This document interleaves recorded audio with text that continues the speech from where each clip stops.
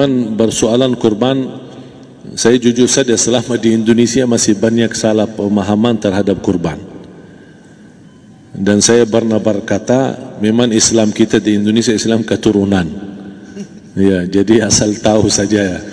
Ya, tapi dari segi belajaran, mohon maaf ya, kita terlalu jauh terhadap pemahaman. Yang saya maksud, kita melaksanakan sesuatu tapi kita sudah belajar, sudah tahu, bukan hanya asal saya dengar, saya lihat, saya bukan sebatas itu, tapi kita punya dasarnya. Dan ini kelemahan kita, di antaranya kurban. Saya pernah mendengar, bukan malah sering mendengar soal kurban dihitungkan beroran. Jadi keluarga suami istri sama 5 anak berarti jumlah 7, wajib sapi. Kalau kurang daripada itu, atau misal suami istri tidak mampu, boleh ini tahun kurban kambing atas nama suami, tahun depan atas nama istrinya. Ini hal keliru sebenarnya. Yang dihitungkan soal kurban beda sama akikah dan beda sama zakat fitrah. Zakat fitrah sama akikah terhitung beroran. Akikah laki-laki 2 kambing, perempuan 1. Kalau tidak mampu boleh. Kalau ada kembar laki sama perempuan berarti 3 kambing. Tapi kalau tidak mampu boleh 1 kambing, tidak masalah. Dan tidak ada istilah sekarang saya kurban tapi nanti sisanya seolah-olah ada hutang sama Allah. Sesuai kemampuan kita. Di antaranya kurban. Kurban hitungannya berkeluarga, bukan beroran. Buktinya Rasulullah SAW dan juga cerita Nabi Ibrahim. Ketika Nabi Ibrahim mau sembelih Nabi Ismail, Allah turunkan apa? Mengganti sembelihan Nabi Ismail dengan ekor kambing dari surga. Berapa ekor kambing? 1. Padahal Nabi Ibrahim punya istri 2 dan anak. Ada istri Siti Hajar dan Sarah. Kemudian anaknya Ismail dan Ishak. Berarti semuanya berapa? 5. Kenapa Allah tidak turunkan 5 ekor kambing? Karena hitungannya memang 1 keluarga. Yang kedua, Rasul sendiri sembelih 2 kambing. Pertama, Bismillah atas nama Muhammad dan keluarga Nabi Muhammad. Padahal kita tahu keluarga Nabi Muhammad SAW termasuk keluarga besar. 11 istri, belum lagi anaknya laki-laki sama perempuan. Ada yang hidup maupun sudah mati. Sudah termasuk semua. Yang hidup maupun mati. Yang kedua, Rasul sembelih sembelihan yang kedua atas namaku dan umatku. Umatnya berapa miliar? Cuma 1 ekor kambing.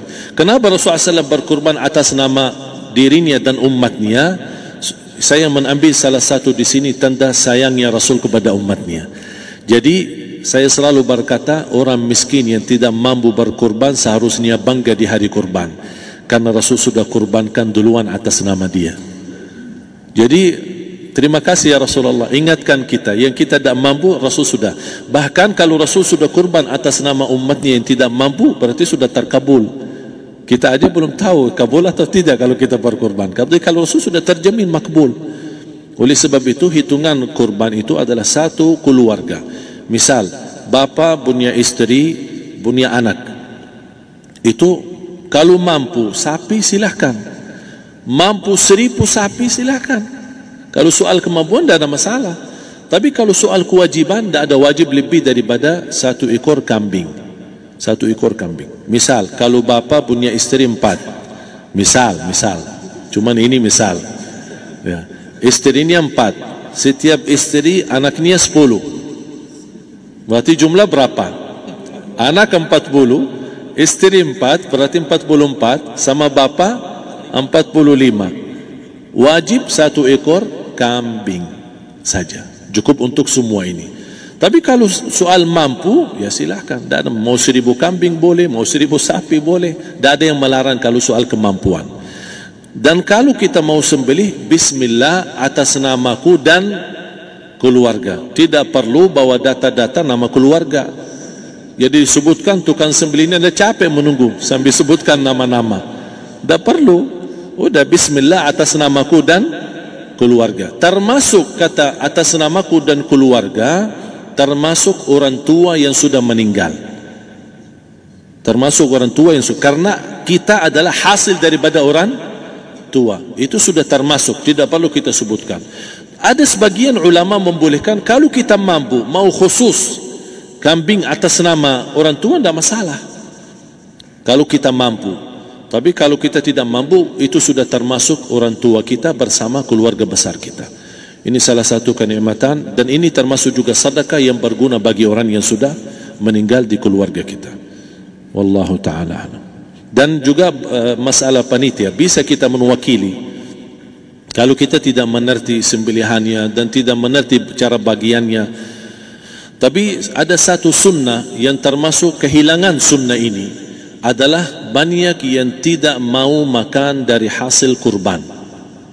Padahal itu sunnah Rasul. Dari akikah boleh makan, dari kurban pun boleh makan. Bahkan sunnah SAW dibagi 3. Sepertiga pertama dihadiahkan. Maksudnya kata dihadiahkan kepada orang kaya. Misal tetangga saya tapi orang kaya, dia bukan miskin, tapi boleh saling hadiah. Karena inti daripada hadiah silaturrahim. Ada keluarga kita termasuk mampu, tapi saya kasih, ini alhamdulillah saya sembelih sapi. Barangkali dia tidak mampu, cuma sembelih kambing. Udah, kita dapat daging kambing, dia dapat daging sapi. Tapi dengan niat hadiah, bukan sedekah, karena dia bukan orang miskin yang menerima sedekah.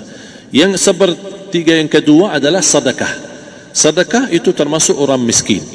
Yang ketiga, kita makan sendiri. Bahkan Rasulullah SAW selepas Idul Adha, beda sama Idul Fitri. Sebelum Idul Fitri dia makan kurma, meyakinkan batalan puasa.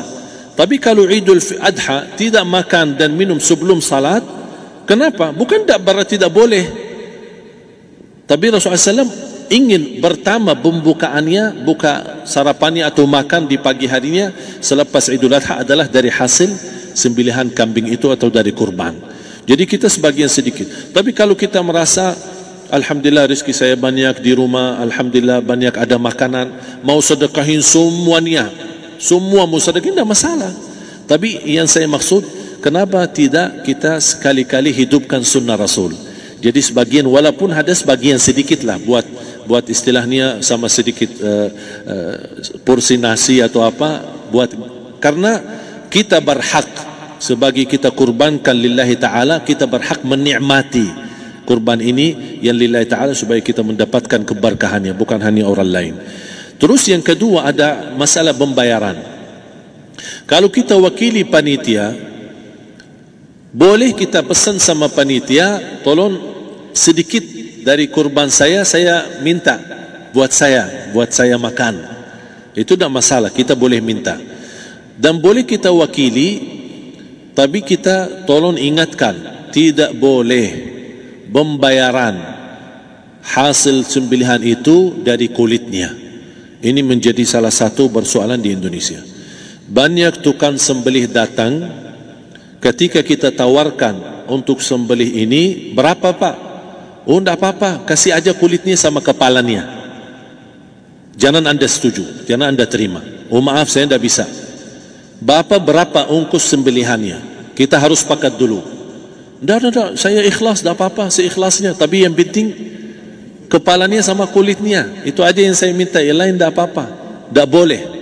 Tidak boleh. Kenapa? Karena ini kurban. Kata kurban berarti lillahi ta'ala, bukan untuk jual beli. Kalau kita sudah bayar dari bagian kurban, berarti bukan lillahi ta'ala. Harus kita jaga amalan itu. Tapi bagaimana cara jalan keluarnya? Kita harus sepakat, ijab kabul. Sepakat dulu, Pak, saya udah begini, saya kasih untuk sembelihan 50.000. Bapak setuju? Ya udah setuju. Selesai kan? Sudah sembelih, sudah potong, sudah semua. Lepas ini semua kita kasih ongkos 50.000 ongkos sembelihannya. Habis itu, Pak, kulitnya sama kepala hadiah buat Bapak. Itu dah apa-apa, dah masalah. Tapi bukan untuk bayar sembelihan. Faham maksud saya? Harus dibedakan supaya jangan sampai amalan kita kurban habis biaya, habis ini malah tidak diterima karena sudah kita bayar sebagian daripada kurban. Saya silahkan bayar apa yang kita sepakati, mau hadiahkan kepada dia karena kita tidak bisa guna. Buat apa yang kita mau gunain kulitnya? Tidak bisa. Tapi mereka, buat mereka lebih berguna, oleh karena itu kita bisa hadiahkan untuk mereka. Bahkan kita bisa juga kasih daging untuk mereka bisa menikmati sebagai sedekah. Wallahu taala alam.